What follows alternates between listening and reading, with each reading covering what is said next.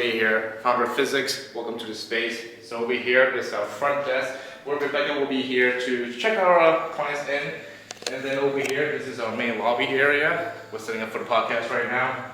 So the space is really built so it doesn't resemble like a medical office. So when people come in, they can feel more tranquil, and the environment plays a role in the healing. And a lot of times what I find is that people, when they're early to an appointment, they stay in the car. We don't want that. We want people to come in, stay relaxed, use our Wi-Fi, maybe have some drinks, coffee, or anything like that. And we have a couple of different treatment rooms out here. I'll just show you Dr. Adrian's real quick. So all the treatment room is really built and designed to help people feel at peace. So we have different hard work, we have different natural elements in here because I feel like humans, we resonate things that is out in nature. And as we move along, we get into the gym space. This is where a lot of our clients end up coming. After they get out of pain, they want to work on working out. They want to improve in their sport. They want to feel healthy. But they also want to do it in a way that is conducive to what their body needs. So we have a space in here that bridges a gap. All of our physical therapists, they're also personal trainers, so we can really bridge that gap between the rehab world and the performance world. So yeah, and we try to keep this space a little less aggressive. So we added some wood elements. We added some mirrors over here because of course we all need mirrors. But we want to avoid having the gym space feel too aggressive because we're not really about big like boot camp style classes. We're doing things a little bit smaller and mostly one-on-one care in here. And these guys are pretty cool. These are actually gifted to us by one of our clients. Her mother used to hang it up when she was young, and this client, she's like in her 80s. So these are over 100 years old, which I think is really cool. And she said she's not hanging them up anymore, and she asked if we would like them. And it's perfect because it has like the right gold and the green colors here. So, you know, sometimes things just fall in place for the right reasons, and we love it. And if we go all the way down here, no frill, this is just the kitchen area. This is where the staff spends our time. We'll eat together, we'll chit chat, we'll talk about life. Least design of the whole place. Maybe at some point we'll add some decorations here. But that's essentially the whole space. Alright, welcome back to the Lily Grace Lifestyle Podcast. Today we have Dr. J on the show, and we are at Phyzix PT. And thank you so much for coming on the show today. How are you doing? Happy to be here. And you have your own podcast, and you said usually that's where the guests sit, so we switched it up, and today you're the guest. I know, so opposite. Yes.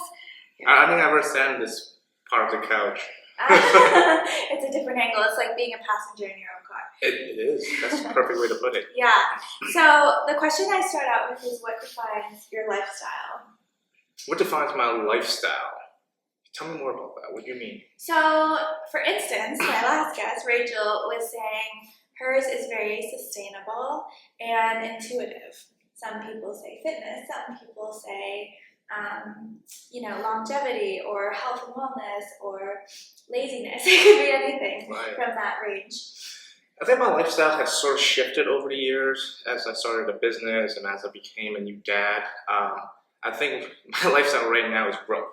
Like we're trying to grow the team, we're trying to grow the business, and it's massive amount of growth and also taking breaks when we start to notice we're starting to hit a wall. So next week we're taking a couple of days off, we're going on vacation, and then we'll come back, and then we're kind of going ahead. So right now the lifestyle is sort of like a sprint, a big break, a sprint, and in the midst of all that is a little bit of self-care, some movement in there as well, just to make sure that the growth is sustainable.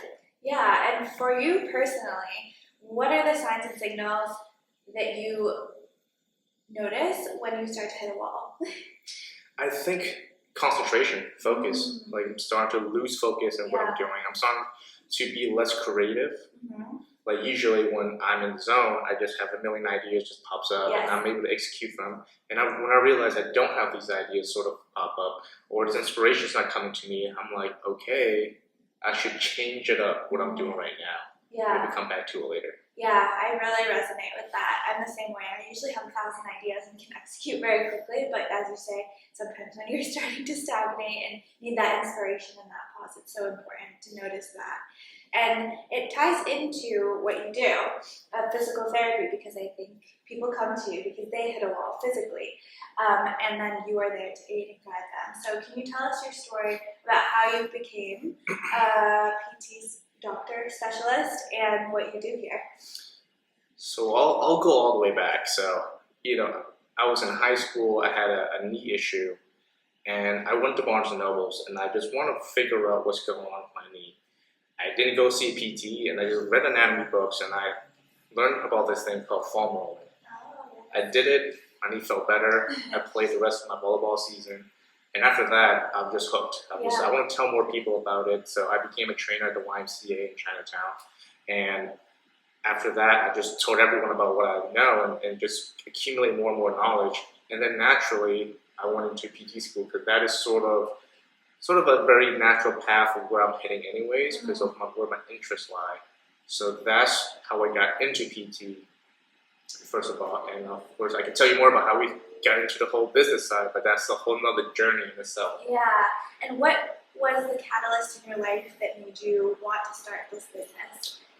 Well, it really started back in 2020 as a journey to help my mother overcome back pain. So you can imagine I'm out of school, I've been practicing, and thinking I'm this big shot because I have this big old degree, and my mother has this back issue, and she worked her whole life to allow me to go through and get my degree. And so, I try to help her through everything that I knew at her, and it just didn't work. And I had to take a pause at that point and just sort of thought about, hey, what was this all for? The person I really want to help, I couldn't help, given the degree that she helped me get, And that motivated me to really try to find answers in ways that's not been taught in conventional PT school. And that led me down to learning from experts from different parts of the world. And it really changed my perspective on how we look at injuries as a whole, especially when it comes to chronic injuries. Because there is acute injuries, which is you twisted your ankle last week, or you came out of a surgery. There's almost a textbook way and a timeline that you can use to help these people get back to function, right? But when it comes to those people who've been dealing with pain for months to years, who have these pain that came out of nowhere, there's no true origin of how they hurt themselves. Now that takes a completely different approach than what you would use for an acute injury. And that is really where I learned a lot of the material that I use right now to really grow the practice. And from there, I was able to help my mother. Like everything else in my life, anything cool that I learned, I just want to tell more people about it. I posted on TikTok, on Instagram, and eventually that grew into a business in itself, where I was seeing clients from different parts of the world, just helping them overcome their own issues. And then at some point in 2020, I've gotten busy to a point where, I think it is almost selfish of me to just keep this knowledge to myself and not have it disseminate to other physical therapists who might want to practice the same way that I practice. So I wanted to create a business, but not just a business, but also create a dream job environment that I would have loved to have when I was an employee, but just have that for other people. Right. And I have to say, I'm nowhere near in the PT world, but coming into this space, being a designer, it is so inspiring in here. And I was recording with Rachel in there, I'm like, I'm not in this field, but it makes me want to be in this field. Being in this space, like working with you and for you, I feel like it's just, like you've created such an amazing team of experts. And for someone who's not in the medical or PT space, how would you describe what makes your methodology different than the normal ways that you learn in school? Right. Well, when we look at the body, we really look at movement patterns. So we're really looking at how everything is intertwined together. So let's say if you had hurt your ankle like 20 years ago, your body will have to compensate in some way. You're going to have to protect that ankle in some way. So your body will have to kind of do some funky things to do it. And you can imagine how someone would limp, right? But let's say that ankle heals, but maybe some of the limping strategy maintains, right? And then they run, they work out, and suddenly they would develop some offload of pressures that's maybe more pressure is going towards one side of the body versus the other side. And then they slowly develop this left hip injury. But it's all because maybe it was because of this ankle injury that happened years ago, had never fully recovered, and is causing this sudden injury to show up. Yeah. But then you go to a traditional practice and they would target on that hip. Yes. And they do everything to make that hip feel good, but you walk a couple steps, that pain comes right back. Yeah. So you never really get to the true end result of what you're looking for, which is absence of this injury, like not even have to think about it. So when kind of coming over here, we really take a look at how everything moves around. So even if you have a shoulder injury, a hip injury, whatever, we're looking at, hey, when the foot touches the ground, how's that interaction traveling up towards the entire body? Because so many times, the root cause of where you feel the pain is really where you actually have the sensation. So many of our clients come in with a back issue and we had to treat their foot. Okay. And once we do that, actually we see these changes happen very, very quickly within the same session. So I think for people with chronic injuries, I think one of the biggest things we have to do for them is give them hope that something is possible, something can work. So every time we see a new person come in, we want to show them that, hey, look, you can see these changes very quickly. Right. That tells me that your body can have the ability to heal. You just haven't found the right method to go ahead and do that yet.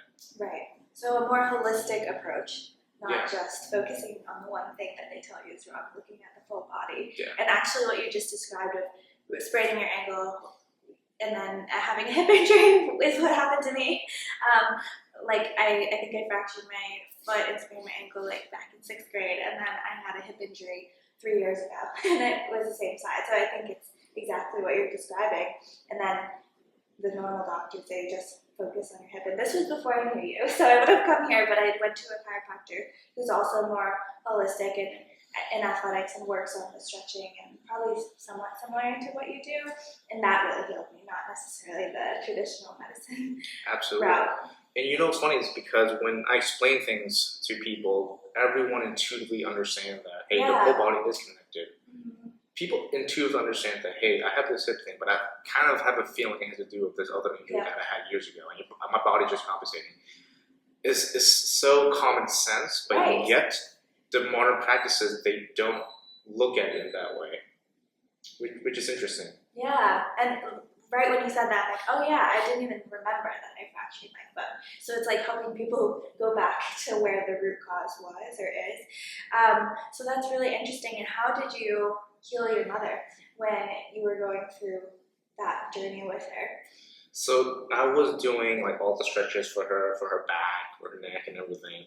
But the thing that really changed was when I started looking at her foot mechanics, looking at how her foot plants on the ground and how that interaction travels up above. Because if your foot moves in just maybe like half an inch one direction or one bone shifts in a small amount, there's a ripple effect up the entire body. Okay. Everything else has to adjust based on what the foundation is doing. And once we're able to fix that foundation, she was able to walk way further than she was before. And another thing is breath, actually. So your breath controls the movement of the rib cage here. Like when you breathe, it expands, and when you exhale, it contracts. And you can actually breathe more towards one side versus the other side. Now, you can do that, So you can have one rib that's maybe more flared and one rib that's more compressed. And when that happens, you can see that my body's side bent in that direction. So the combination of foot pressures, a combination of looking at the rib cage, helped her realign how all the bones need to stack on top of each other.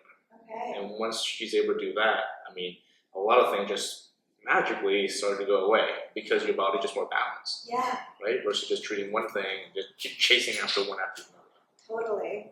That's so interesting. Thank you so much for tuning in to this podcast episode. Without you, I would not be where I am today. If you haven't already, please subscribe, like, and follow the podcast. And if you haven't already checked out my vlog formatted videos, please do. There I show exclusive behind the scenes on my lifestyle, my routines, my travels, friends, business, relationships, etc. And it's the more laid back, low-key version of the life. Stay tuned for more, and thank you so much again. And let's get back into this amazing episode. In this modern world, we are all staring at our phones, hunched over on our laptops. People are very usually sedentary. what kind of injuries are you seeing from that, and how are you helping people accommodate for being so sedentary? Honestly, we have a big influx of people with neck issues recently, and I think the neck and the back had always been a big one, but I think more particular in modern day work lifestyle, because we have a computer in front of us, a mouse to the right, and then maybe 2 monitors, Yes. and we're just kind of predisposed to one position all the time, and it's hard for these people to find a balance. So one of the big ideas is posture, right? But not in the way that most people think. People think about posture, and correcting posture is just something they will remind themselves to stand taller Yeah. whenever they get too far into one direction. But that doesn't really work. And I'm going to explain to you why. So the nervous system is really good about finding the middle of anything, as long as it knows where something starts and where something ends.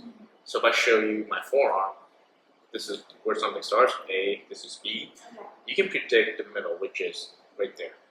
But what if this is the true line of A, B?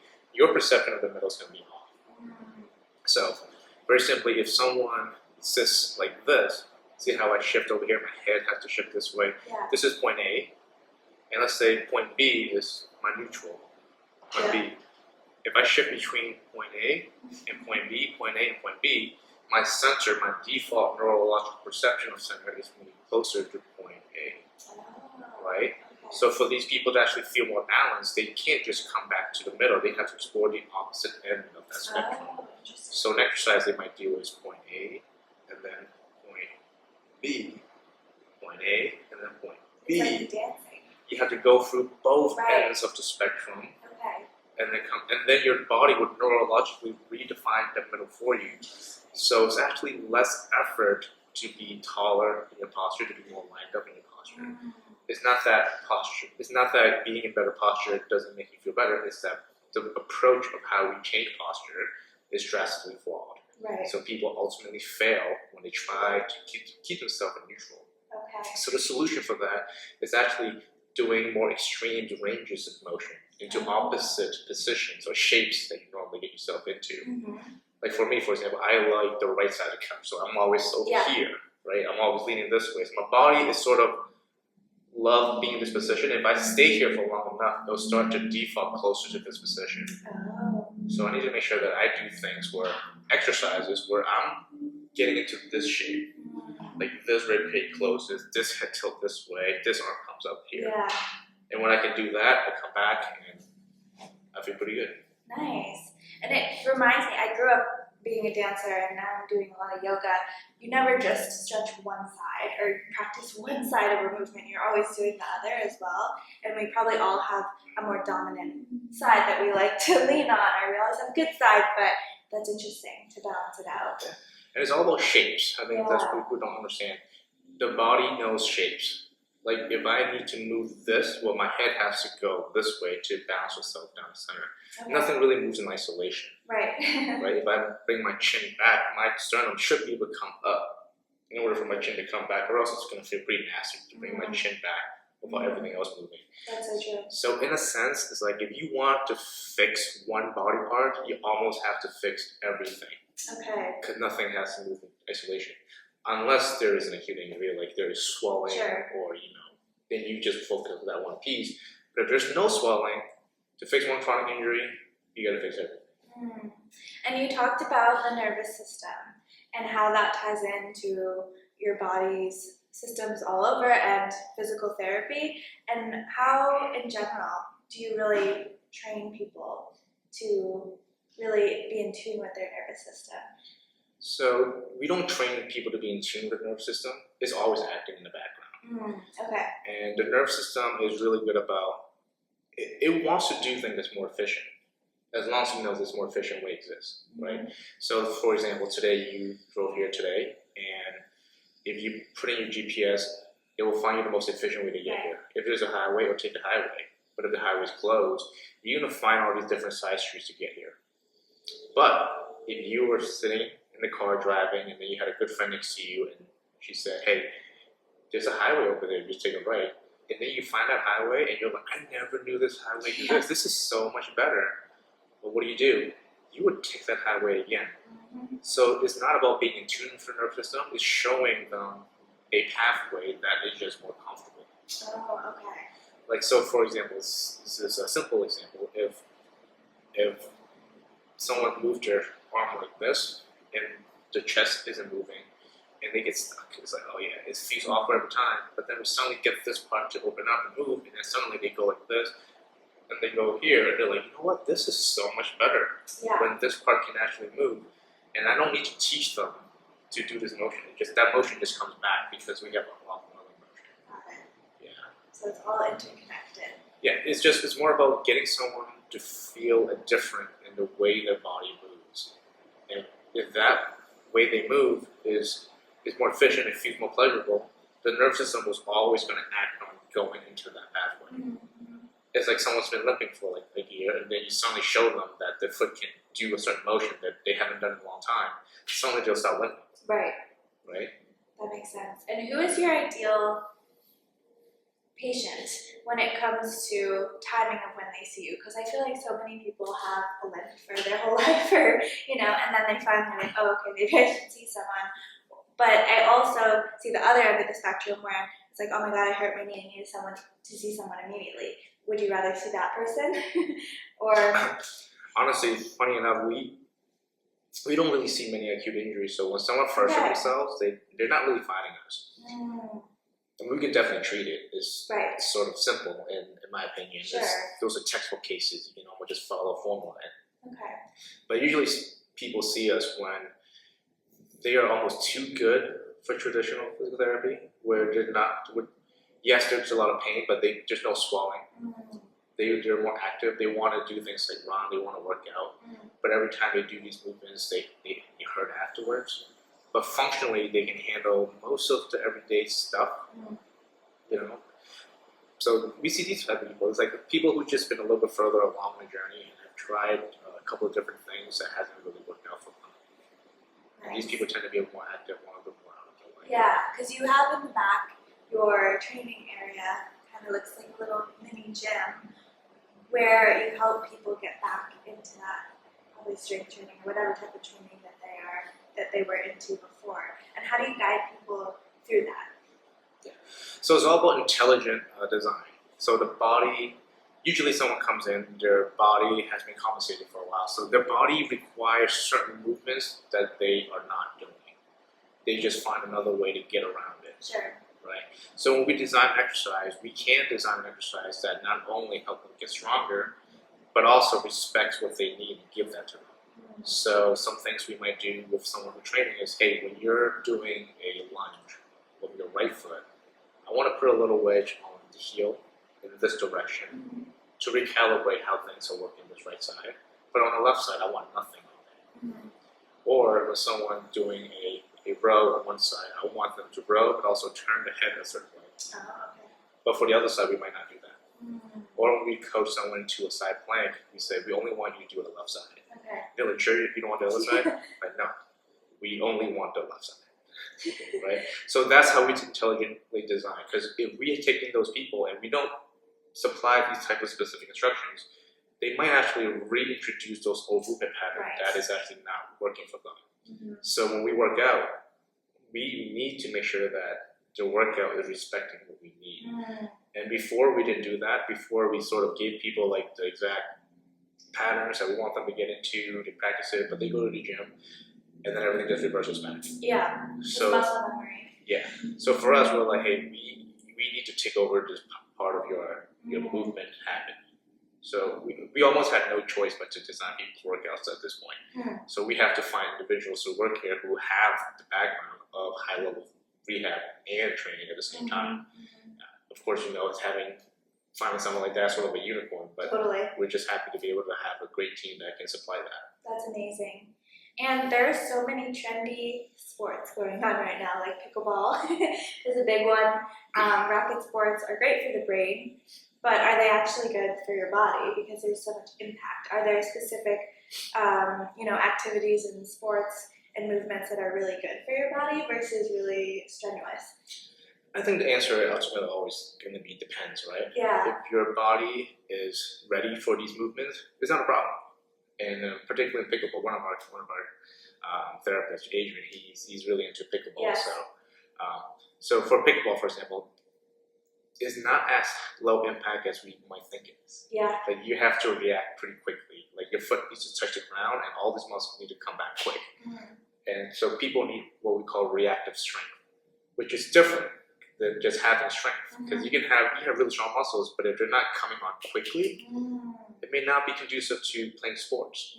Like also, it needs to come on in a way that is unconscious. Like when you're on the court, you don't have time to think about activating a muscle. It needs to just come on quickly.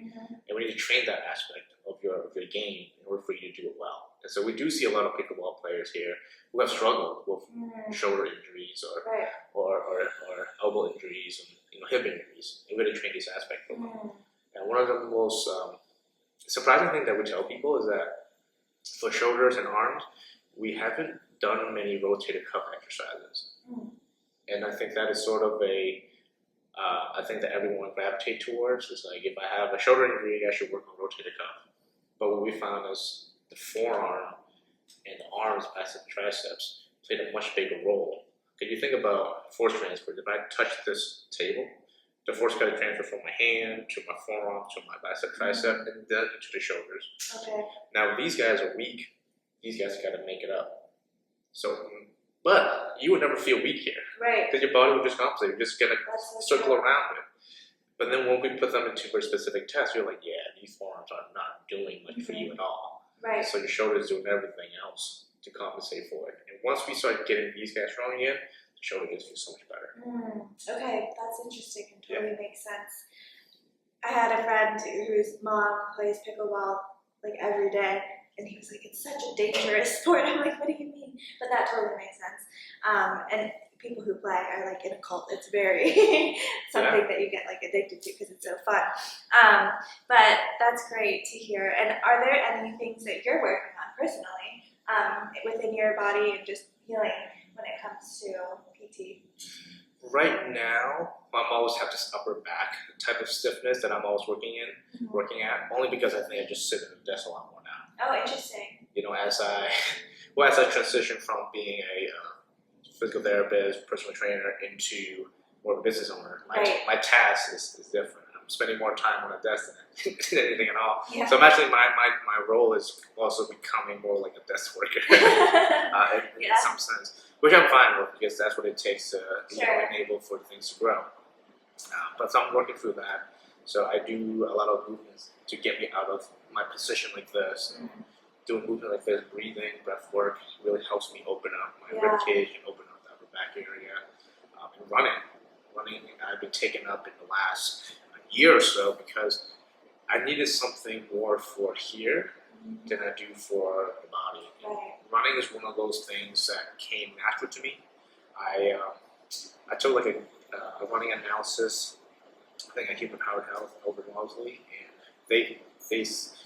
what they saw was my mechanics was really built for running. They have great mechanics apparently. I think it's all the foot stuff I've been doing. Yeah. And so I'm like, I always felt running came natural, so I just started doing it. And usually when I'm done, I feel so good afterwards. Like my brain just had like a listerine. Right. Yeah, it's so true.